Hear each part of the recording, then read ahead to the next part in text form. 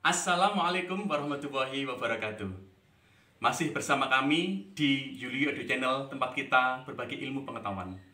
Hari ini kita akan membahas materi pelajaran kelas 5, tema 8, subtema 1, yaitu tentang siklus air. Kita simak videonya. Siklus air, materi pelajaran kelas 5, tema 8, subtema 1. Makhluk hidup membutuhkan air. Setiap hari dalam kehidupan manusia pasti membutuhkan air dari beberapa sumber air, seperti air sungai, danau, hingga air laut. Air adalah sumber kehidupan manusia, serta diperlukan juga oleh tumbuhan dan hewan. Lantas, bagaimana air bisa terus ada? Jawabannya adalah siklus air.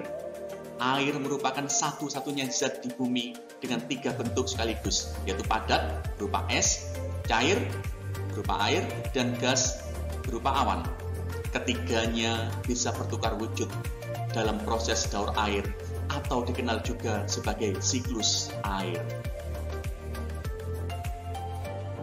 Pentingnya siklus air. Siklus air sendiri sangat bermanfaat bagi kehidupan manusia di bumi. Proses siklus air yang berlangsung secara terus-menerus dan berulang mengakibatkan ketersediaan air di bumi tetap terjaga. Dalam hal ini, air merupakan kebutuhan pokok yang sangat dibutuhkan makhluk hidup untuk bertahan hidup.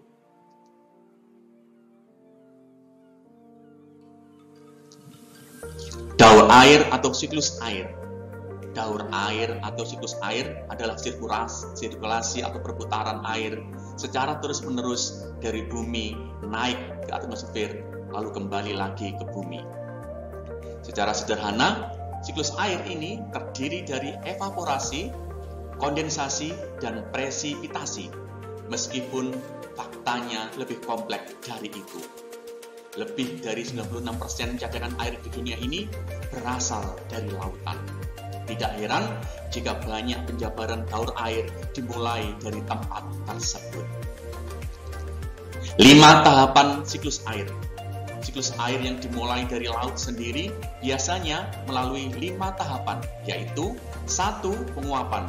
Penguapan sendiri terdiri dari 3, yaitu evaporasi, transpirasi, dan sublimasi. 2. Kondensasi. 3. Presipitasi. 4. Limpasan. 5. Infiltrasi. Kita bahas satu per satu.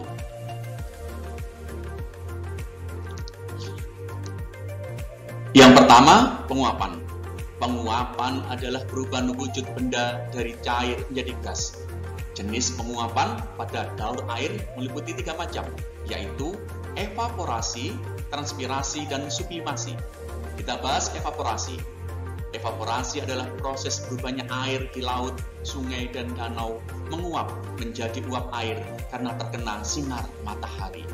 Selanjutnya, uap air akan terlepas ke udara atau atmosfer hingga membentuk awan. B. Transpirasi. Transpirasi adalah proses pengeluaran air dari tanaman, dari akar melewati lubang kecil di daun yang dikenal sebagai stomata. Transpirasi hampir sama dengan evaporasi, yaitu proses penguapan air dalam bentuk uap air.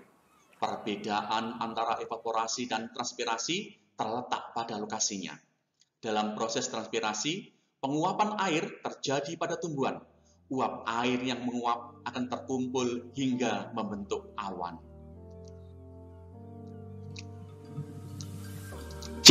Sublimasi.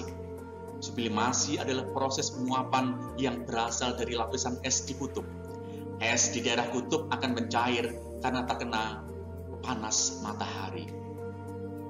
Lalu es yang mencair di daerah kutub akan menguap menuju udara dan terkumpul di sana. Selanjutnya, uap air di udara atau atmosfer mengalami kondensasi dan membentuk awan.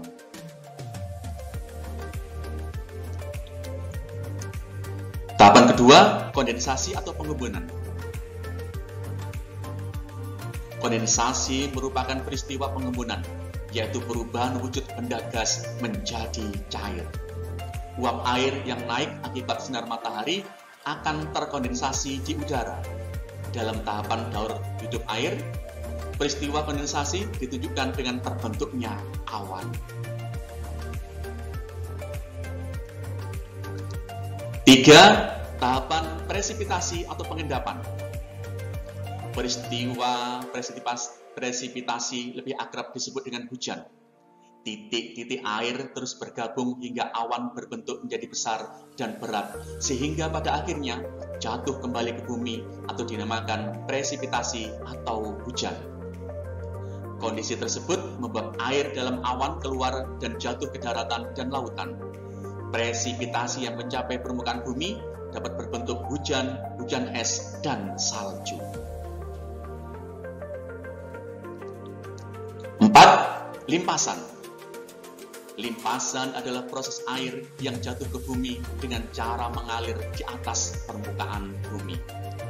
Air bergerak dari tempat tinggi ke tempat yang lebih rendah. Selanjutnya, aliran air akan menuju saluran air seperti sungai yang kemudian akan bermuara di laut atau samudera.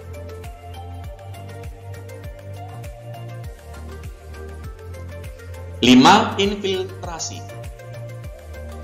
Air hujan jatuh ke daratan atau daerah pegunungan dalam bentuk kristal es atau salju. Air hujan yang jatuh ke daratan kemudian meresap ke dalam tanah. Di dalam tanah, air akan mengalir ke arah pinggir menuju mata air, danau, atau sungai. Peristiwa aliran air di dalam tanah tersebut dikenal sebagai infiltrasi. Manfaat air di bumi. Melalui siklus air, ketersediaan air di bumi akan menjadi terjamin, mulai dari air yang mengalir ke sungai, danau, hingga laut, serta air yang terserap di dalam tanah. Siklus air ini memiliki manfaat bagi kehidupan manusia di bumi. Yang paling utama adalah siklus air yang terus berjalan menjaga ketersediaan air bersih. Air bersih tersebut dapat digunakan dalam berbagai bentuk kegiatan manusia, seperti minum, memasak, mandi, hingga mencuci.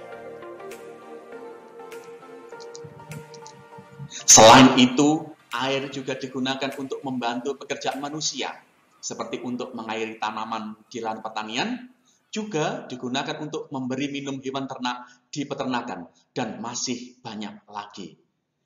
Demikian materi kita hari ini, kita jumpa lagi di materi selanjutnya. Terima kasih. Wassalamualaikum warahmatullahi wabarakatuh.